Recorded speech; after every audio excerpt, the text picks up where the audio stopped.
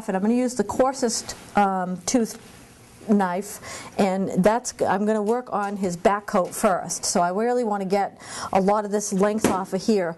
All of this really long stuff here is the stuff that's that dead blown coat, and this is the stuff that we want to pull out.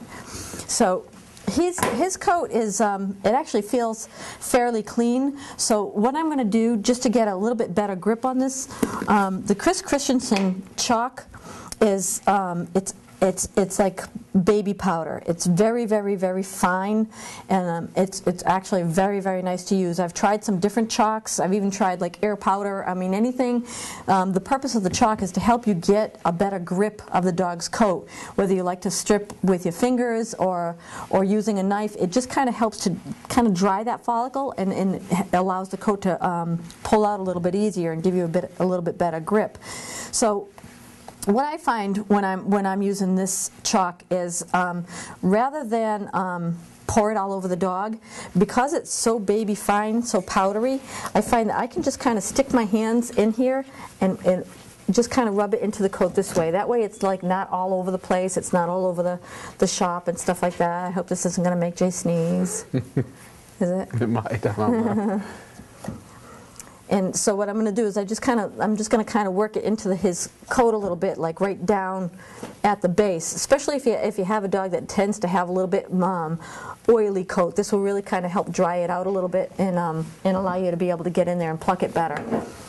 So basically, this is just going to give us a better grip on the dog's coat when we go to strip it. So anytime you have a dog that's got a softer coat or a coat that's hard to strip, if you'll use some of this chalk, even if you just put it on your fingers and you're just plucking it with your fingers, it'll help tremendously as far as being able to pull it out easier. It really helps to give you a good grip so it doesn't slide.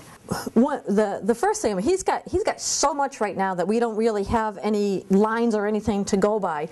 But I know that on the Westie, the hair on the crest of his neck is going to be a little bit longer than the hair down his back.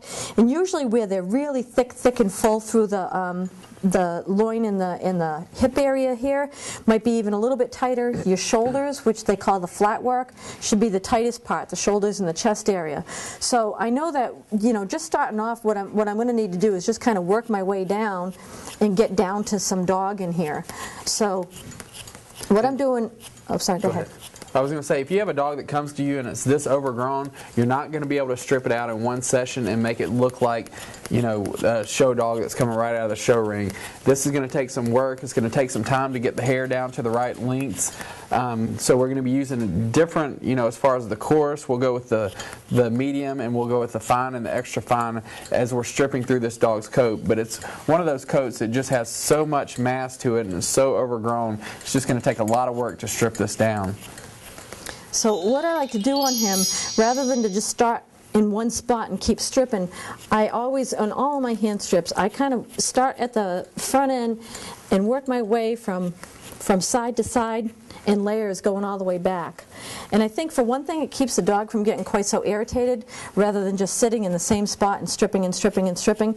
And it also gives you a more even strip. So rather than having a lot of holes and bald patches where I might have, been maybe chit-chatting with somebody and stripped this spot out too much, and then this is going to be shorter than what I did down here.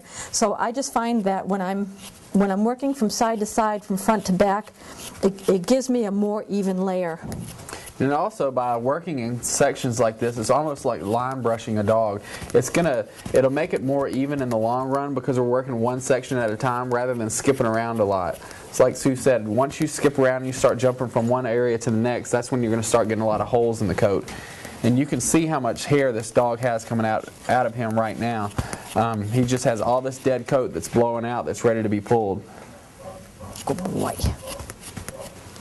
And notice too, she has her opposite arm holding the dog's skin and holding the dog's skin tight so she can get a better grip. So as that skin is stretched out, it allows you to get a better grip on the dog, and it'll make it more even. Okay. You're okay.